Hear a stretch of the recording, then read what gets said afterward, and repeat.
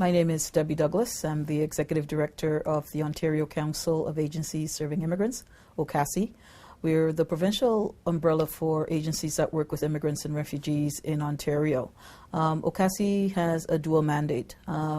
First, its mandate is to advocate on behalf of immigrants and refugees, as well as on behalf of the sector that has developed to provide support to new Canadians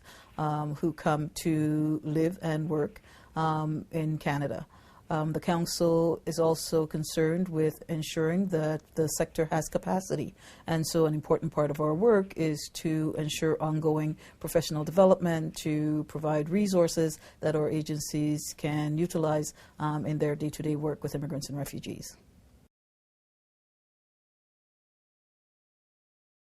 Advocacy has different meanings for different people. Often it's confused with lobbying, and I like to say that in the nonprofit sector, we advocate. Because I believe that all of our work that we do in terms of trying to influence program, in terms of trying to influence how resources are spent, has to do with the public good. As an immigrant and refugee serving sector, we have an obligation, I believe, to be advocates. Advocates on behalf of the communities with which we work, advocates on behalf of the sector, and advocates as people who are concerned in terms of the kind of city and province and country that we are building.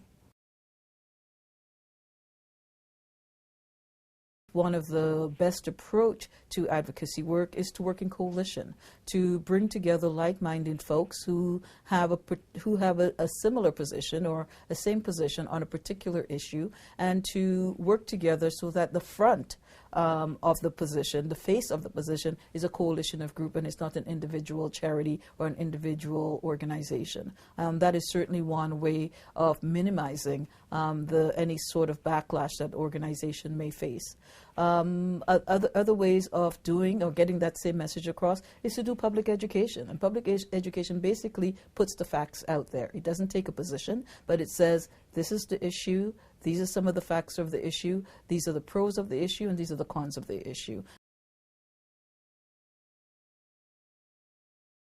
It is critically important for agencies who work with community and who work in community to be engaged, to pay attention to what's happening at the public level, to pay attention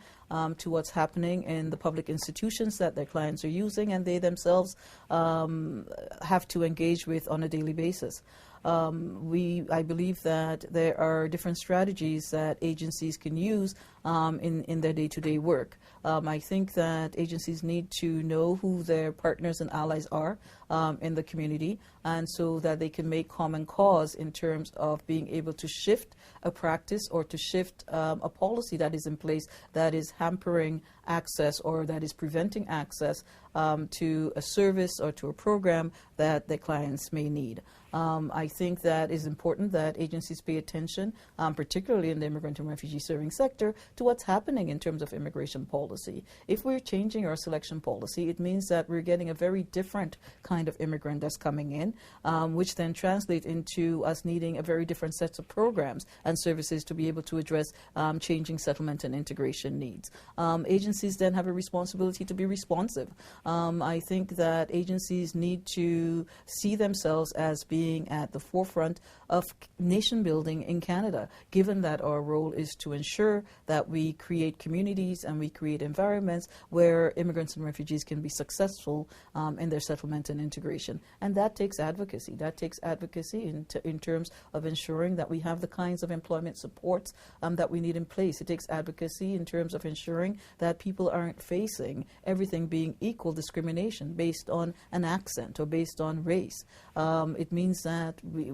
need to advocate to ensure that the work that we're doing is really being effective in terms of a successful integration, but that we are working collectively to create an environment where immigrants and refugees themselves can be successful and where opportunities are presented for them to become full participants in the communities in which they've chosen to live.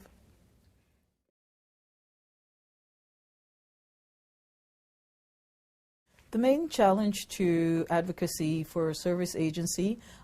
is finding the time as well as the concerns that boards of directors have legitimately in terms of what pushback they will receive for being seen to be doing advocacy, especially when they're charities as opposed to doing public education or being service providers. I think that one way to overcome is to educate our leadership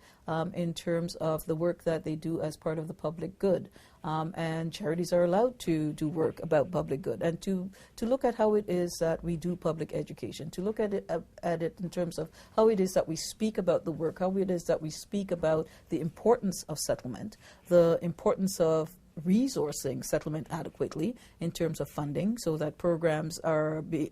organizations are able to deliver programs, in terms of using relationships that we develop with decision makers, whether or not those are government decision makers or they are decision makers in our public institutions who our clients engage with on a day-to-day basis. I think that an important way of overcoming some of the barriers that we often face as nonprofit organizations within the immigrant and refugee-serving sector is not knowing who the various players are and not taking the time to be able to make those connections and to advance our cause, so that when we're not in the room speaking to the benefits of what we do as a sector, there are others who are championing us. And the way to develop champions is to reach out and to engage with those who have influence, with decision makers, and with decision makers themselves. Government relations is a really important part of the work that we do, and that may mean something as simple as meeting your local MP or MPP or city councilor where your agency is located, meeting them not to push them on a particular position, but meeting them to talk about the kinds of work that we do, meeting them to talk about some of the things that are working well in the community where we're engaged and some of the things that need to change, meeting them to put proposals on the table in terms of how to bring people together to advance a particular issue that is of benefit to the clients that we work with or to the agency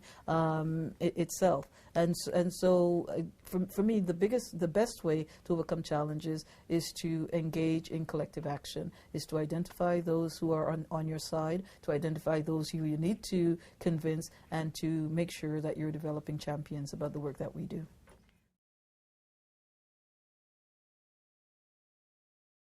The nonprofit sector has an important role to play in who we are as a nation. It has been recognized at the provincial level, it's been recognized at the federal level, and we as a sector, as an immigrant and refugee-serving sector, which is a really important part of the nonprofit sector, have to see our role as leaders within this. It means that we have to take the forefront on some issues because we have a growing immigrant and refugee population in Ontario and in Canada. It means that we need to engage those around us so that they are speaking to our issues. It means that we have to provide opportunities for immigrants themselves so that they are developing leadership skills. So they are the ones who are taking control in terms of the kind of environment they want to create so that they're able to be successful in their integration. I think that in the next few years, it's an exciting time for us as a nonprofit sector. I think that there are many challenges, but in every challenge, we have to see them as opportunities. And I think that moving forward, advocacy will continue to be an important part of the work that we do, and I think we can be successful if we work collectively and if we engage others to bring them in and to show them the importance of the work that we're doing in building the kind of Canada that we all want to live in.